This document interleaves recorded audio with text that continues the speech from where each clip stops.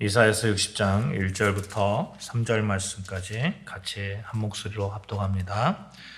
일어나라, 빛을 발하라. 이는 내 빛이 이르렀고 여호와의 영광이 내 위에 임하였음이니라. 보라, 어둠이 땅을 덮을 것이며 캄캄함이 만민을 가리려니와 오직 여호와께서 내 위에 임하실 것이며 그의 영광이 내 위에 나타나리니 나라들은 내 빛으로, 왕들은 비치는 내 광명으로 나아오리라. 아멘. 지난 설명절 주일 예배 마치고 지방에 다녀왔습니다. 여기저기 들리면서 참 행복한 시간을 가졌었는데 특별히 감사했던 것은 날씨였어요. 너무나 따뜻한 봄날씨 같아서 쏟아지는 햇살을 마음껏 누릴 수 있었고 그 햇살의 포근한 그런 아름다움을 나눌 수 있었습니다. 햇살이 바닷가에 비치는 모습을 보았어요. 그 차갑게만 느껴졌던 겨울바다처럼 느껴졌는데 햇살이 비치니까 따뜻하고 아주 영롱한 빛을 내뿜는 것을 확인할 수 있었습니다. 사랑하는 여러분, 여러분의 삶에 하나님께서 주시는 햇살의 따스함이 온전히 넘쳐나시기를 바랍니다. 하나님의 햇살을 품고 그 햇살로 인해서 차갑게만 느껴졌던 삶의 굴곡들도 온전히 영롱한 빛으로 바뀌어지고 그 빛을 온 세상에 전하는 여러분과 저의 삶 되시기를 주님의 이름으로 축원합니다. 아멘. 오늘 말씀의 제목은 일어나라, 빛을 발하라입니다. 여러분, 우리는 충분히 빛을 발할 수 있는 자임을 믿습니다. 우리에게서 빛나는 빛으로 온 세상을 조금이나마 따뜻한 온기로 데워줄 줄로 믿습니다. 빛은 참 좋습니다. 빛은 어둠을 몰아내기 때문이고, 빛은 모든 것을 환하게 하기 때문이고, 빛은 또 직선적이고 아주 적극적인 그런 변화를 가져다 줍니다. 예수님이 꼭 그랬어요. 예수님은 어두운 세상을 빛으로 바꿔주셨잖아요. 예수님은 아주 적극적으로 세상에 오셔서 세상을 빛으로 바꿔주셨습니다. 천지를 창조하신 하나님을 볼 수 있었던 결정적인 원인은 예수님 때문이었고, 예수님 때문에 우리 자신의 진면목을 발견할 수 있었고, 예수님 때문에 구원의 길에 우리가 서 있을 수 있었습니다. 그렇기 때문에 예수 그리스도의 부르심을 받고 그리스도인이요 또한 거룩한 백성이요 성도로 서 있는 저와 여러분에게 이제 중요하게 점검해야 되는 것이 있습니다. 그것은 이런 점검입니다. 나는 어떤 빛을 발하고 있는가? 나는 어떤 빛을 발하고 있는가? 제가 사진 찍기를 좀 좋아합니다. 그래서 가끔 사진기를 가지고 이것저것 찍어 보기도 합니다. 사진을 찍을 때마다 앵글로 이렇게 보여지나, 앵글로 보여질 때마다 눈으로 봤을 때 보지 못했던 것들도 보여지기도 하고, 또 제 자신을 볼 때도 있어요. 그래서 좀 제 자신을 보면서 좀 겸손해지려고 하는 그런 것을 사진기를 통해서도 바라봅니다. 근데 사진을 찍다 보니까 빛이 다 똑같은 빛이 아니라는 것을 알게 되었어요. 어떤 빛은 이렇게 순광이라고도 하고, 어떤 빛은 사광이라고도 하고, 어떤 빛은 역광이라고도 하고, 이런 빛을 말하는 그런 말들이 다 다릅니다. 빛은 빛인데 한결같이 똑같은 그런 이름으로 불려지지 않는다는 거죠. 그런데 한 가지 분명한 것은 순광이든 역광이든 사광이든 공통적으로 필요한 것이 있습니다. 그것은 빛의 제1원인이 있어야 한다는 거예요. 제1원인. 그것이 태양이 되기도 하고 또는 인공 조명이 되기도 합니다. 어쨌든 제1원인이 있어야 돼요. 이 제1원인이 존재한 후에 그 빛을 피사체의 정면으로 받으면 순광이 되고 45도로 받으면 사광이 되고 빛이 피사체 뒤에서 들어오면 역광이 되는 겁니다. 제가 말씀드리고 싶은 요지는 이거예요. 우리는 태양과 같이 빛의 근원, 빛의 제1원인은 분명히 아니라는 거예요. 빛의 제1원인은 하나님이십니다. 그럼에도 불구하고 우리는 빛을 발할 수 있어요. 우리는 예수 그리스도를 통해서 그 빛을 누리게 되었고, 예수 그리스도를 통해서 그 빛을 발하는 자로 보냄을 받은 자들이기 때문에 그렇습니다. 이것을 우리가 믿습니다. 그런데 만약에 내가 빛의 제1 원인이 된 것이라고 생각한다면 어떻게 될까요? 분명히 여러 가지 문제가 발생할 겁니다. 일어나 빛을 발하라 이렇게 말하니까 착각을 해서 내가 빛이야, 나는 빛의 제1원인이야 이렇게 여긴다면 그 다음에 분명히 나는 빛이고 너는 어두움이다 라는 교만이 발생합니다. 내가 만든 빛으로 세상을 밝힐 거야 이런 교만도 생겨나게 될 것이고, 예수님의 빛은 없어지고 내 빛은 어쩌고 당신의 빛은 어떻고 이렇게 재단해 버리고 판단해 버릴 것입니다. 여러분, 우리는 남을 판단하는 권리는 주어지지 않았음을 확실하게 알아야 됩니다. 로마서 2장 1절 말씀 같이 찾아볼까요? 로마서 2장 1절 말씀.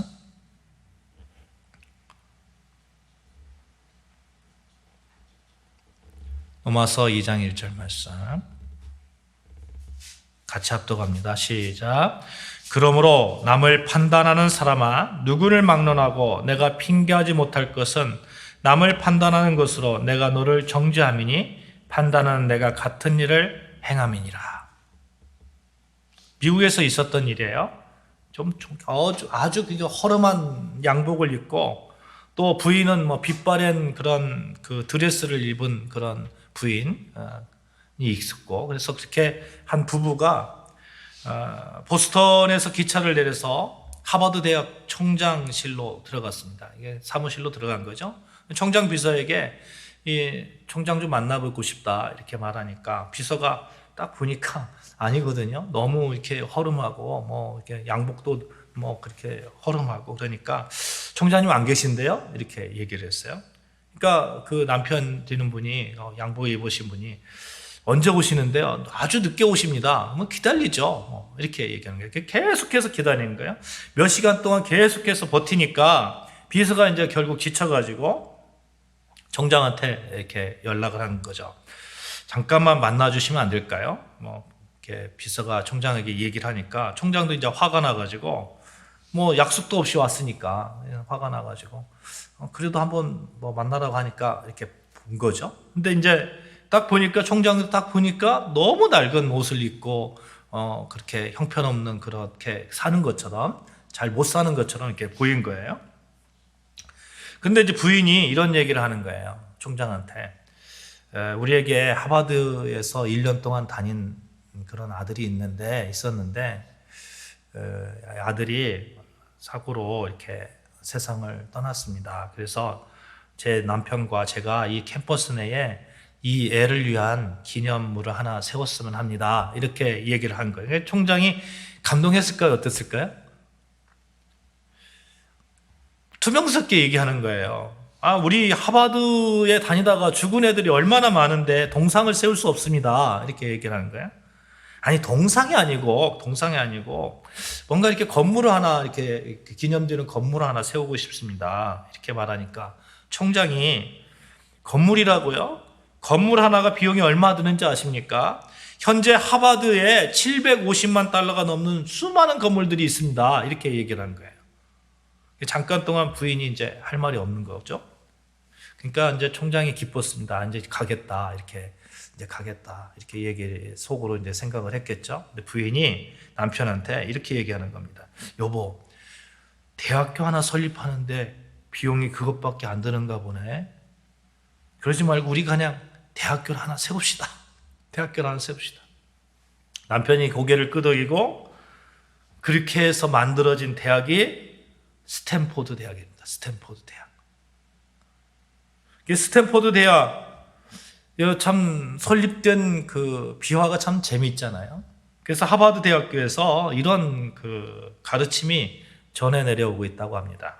사람을 외모로 판단하지 말라. 겉표지를 보면서, 책의 겉표지를 보면서 책 내용을 판단하지 말라. 이런 그 영어거든요. 여러분, 남을 판단하는 사람들의 오류는 자신이 재판관이 되는 겁니다. 하나님 외에 누가 판단할 수 있겠습니까? 우리가 세상의 빛으로 와 있습니다. 분명히 너희는 세상의 빛이 되라고 하나님께서 말씀하십니다. 예수님께서 말씀하세요. 빛의 역할은 남을 판단하는 것이 아니라는 거예요. 남을 정죄하는 것이 아니라는 거예요. 다른 사람의 실수와 범죄를 볼 때 그것이 나와 전혀 상관이 없다고 자신 있게 말할 수 있는 사람은 아무도 없습니다. 내가 죄인이 아니라면 다른 사람의 죄를 판단하는 것은 자유입니다. 그런데 나 역시 죄인입니다. 우리 역시 죄인입니다. 에베소 2장 3절 말씀에 이런 말씀이 있습니다. 전에는 우리도 다 그 가운데서 우리 육체의 욕심을 따라 지내며 육체와 마음에 원하는 것을 하여 다른 이들과 같이 본질상 진노의 자녀이었더니, 본질상 어떤 자녀라고요? 진노의 자녀였다고요. 우리 모두 한결같이 죄인입니다. 모두가 하나도 예의 없이 이 죄의 영향력 아래에 있습니다. 그러니 빛의 자녀들처럼 살아라, 일어나 빛을 발하라 할 때에 우리가 첫 번째로 생각해야 되는 것은 나도 역시 본질상 진노의 자녀였다. 어둠 속에 있는 자들을 향해서 그들을 판단하지 말아야 되겠다 하는 것입니다. 그래서 우리 예수님께서도 시험에 들게 하지 마옵시고 이렇게 말씀하시잖아요. 남을 판단하는 것은 내가 시험에 드는 겁니다. 그래서 우리는 하나님을 의지합니다. 성령의 전신갑주를 사모하고 시험의 자리에 가지 않기를 바라는 겁니다. 내가 판단하는 그 자리에 서지 않기를 바라는 겁니다. 내가 빛의 제1원인이다. 오만과 착각에 빠져서는 안 됩니다. 바울은 로마서 2장 1절에서 유대인들의 이 오만과 착각을 지적하고 있습니다. 유대인들 그랬잖아요. 율법을 잘 지켰다고 자기들은. 그래서 율법을 지키지 않은 사람들, 그 사람들을 향해서 너희들 왜 그러냐? 왜 그렇게 사냐? 이렇게 얘기를 하는 거죠. 근데 바울이 그러는 거예요. 남을 판단하지 말라고. 우리 신앙생활에 한번 적용을 해보자고요. 신앙생활에. 내가 교회를 3, 4대 다녔고, 내가 또 교회에서 이만큼 봉사하고, 그렇기 때문에 그렇지 않은 분들에 대해서, 이렇게 판단하고, 정죄하고, 그렇게 할 수 있는 자격은 우리에게 없습니다. 사랑하는 여러분, 남들보다 은혜를 더 받았고, 더 빨리 예수를 믿게 되었다는 것은 그만큼 더 책임이 있다는 얘기가 될 것입니다. 유대인들이 하나님의 택함을 받았다는 것이 얼마나 무서운 하나님의 심판 위에 서 있는 것입니까? 교회 안에서 은혜를 받고 훈련을 받고 직분을 가진 것은 무서운 책임입니다. 알고도 왜 그렇게 살았느냐? 그 직분을 가지고 왜 그렇게 살았느냐? 예수님께서 물어보실 수 있습니다. 사랑하는 여러분, 그래서 우리는 서로 세우는 자가 돼야 됩니다. 우리 이렇게 고백합시다. 서로 세우는 자가 되자. 시작. 서로 세우는 자가 되자. 일으켜주는 자가 되어야 됩니다. 그것이 빛 가운데 서 있는 자의 모습이 될 것입니다. 예수님은 이렇게 빛의 모습을 보여주셨어요. 겸손의 왕으로 이 땅에 오셔서 사람을 살리는 자로 책망하며 판단하는 것이 아니라 사랑으로 안아주시고 일으켜 세워주셨습니다. 병든 자를 나무라지 않으시고 심지어 죽은 자까지도 빛 가운데 나오게 하셨어요. 오늘 이사야 본문에 일어나라 이렇게 말씀하잖아요. 일어나라, 이 말씀은 원어로 쿰이에요. 쿰, 일어나라. 마가복음 5장에 예수님께서 회당장 야이로의 딸을 일으켜주실 때 주님이 뭐라고 말씀하십니까? 달리다 쿰, 소녀에 일어나라 이렇게 말씀합니다. 그러니까 죽은 자도 살아가게 하는 그러한 능력, 예수님을 통해서, 빛이 되신 예수님을 통해서 그렇게 그런 사건들이 일어났던 겁니다. 죽었던 자가 일어난 것 같이 이제 생명 안에 놓여 있습니다. 너희는 그런 존재다. 너희는 살리는 존재다. 이런 뜻이라는 겁니다. 이런 존재로 우리를 인정하시면서 요한복음 15장 14절 15절 말씀 이렇게 말씀하시죠. 너희가 나의 명대로 행하면 곧 나의 친구라. 이제부터는 너희를 종이라 하지 않겠다. 나의 친구라. 나의 친구라. 모든 비밀을 알려주겠다. 믿을 만한 친구한테 모든 비밀을 알려주잖아요. 예수님은 죄의 종로로 타던 우리를 의의 종으로 완전히 바꿔주시고 바꾸어 주셨을 뿐만 아니라 이제 친구라고 말씀하시고 친구에게 주셨던 하나님의 그 비밀, 친구에게 하나님의 비밀을 알려주시고 하나님의 능력 안에서 살게 하시고 빛의 자녀로 살게 하신 것입니다. 예수님이 왜 이렇게 하셨을까요? 예수님은 부수는 자가 아니라 세우는 자이기 때문에 그렇습니다. 사람을 세우고 가정을 세우고 교회를 세우고 교회를 더 든든하게 하시는 분이시기 때문에 그렇습니다. 사랑하는 여러분, 이렇게 세우는 자로, 사람을 살리는 자로 그렇게 예수님께서 세우신 예수님의 그 제자로서 빛의 역할을 잘 감당하시기를 바랍니다. 빛 대신 예수님이 그렇게 하셨듯이 우리도 그렇게 한번 살아보자고요. 빛의 삶을 살아보자고요. 세우는 자로 살아보자고요. 살리는 자로 살아보자고요. 사랑하는 아름다운 교회 성도 여러분, 축복해드리고 싶습니다. 여러분을 통해서 우리 교회가 더욱 건강해지고 또 멋진 일들이 일어나고 든든히 세워지기를 주님의 이름으로 축원합니다. 아멘.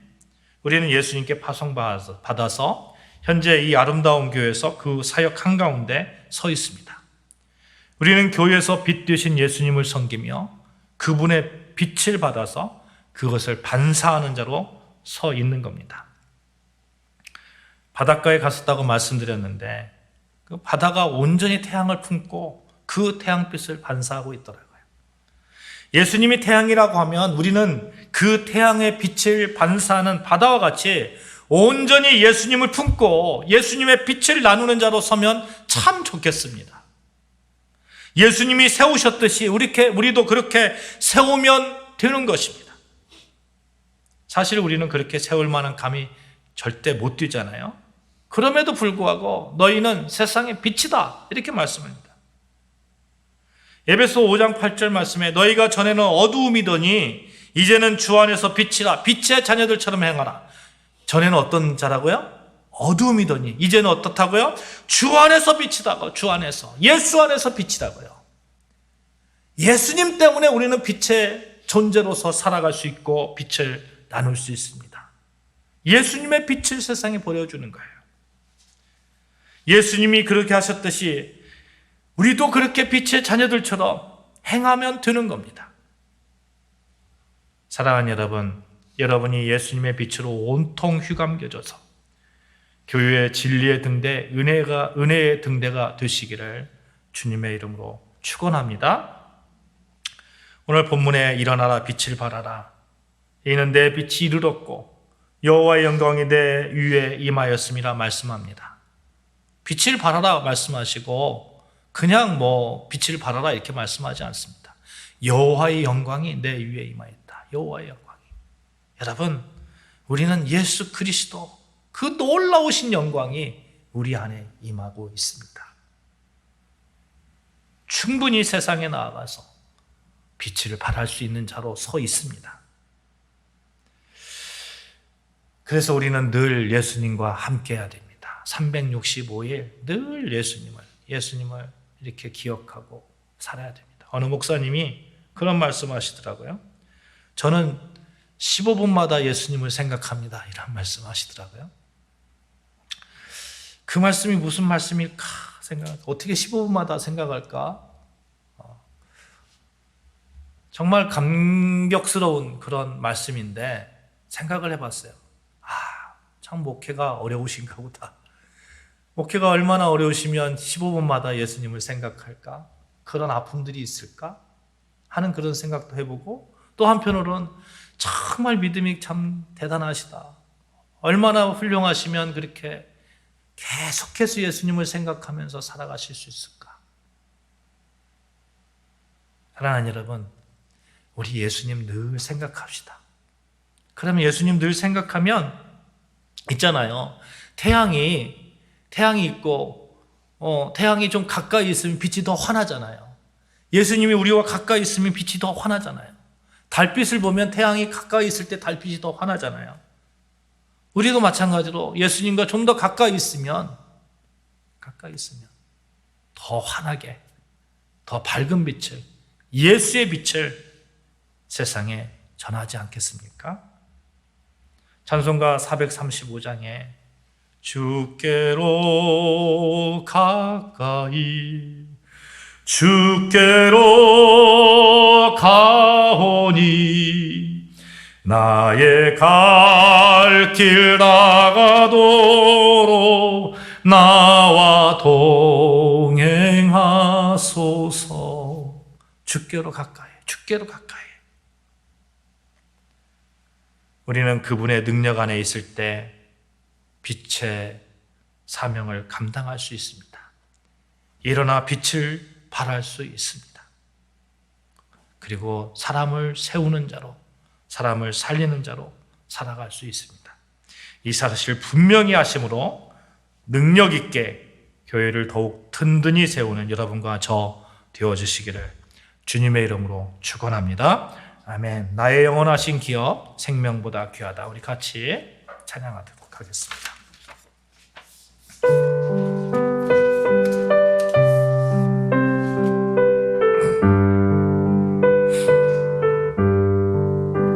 나의 영원하신 기여 생명보다 귀하다. 나의 갈 길 나가도록 나와 동행하소서. 주께로 가까이 주께로 나의 갈 길 나가도록 나와 동행하소. 어두운 골짝 지나갈 때 바다 건너서 천국 문에 이르도록 나와 동행하소서. 주께로 가까이 주께로 가오니 나의 갈 길 나가도록 나와 동행하소서. 아멘. 하나님 아버지,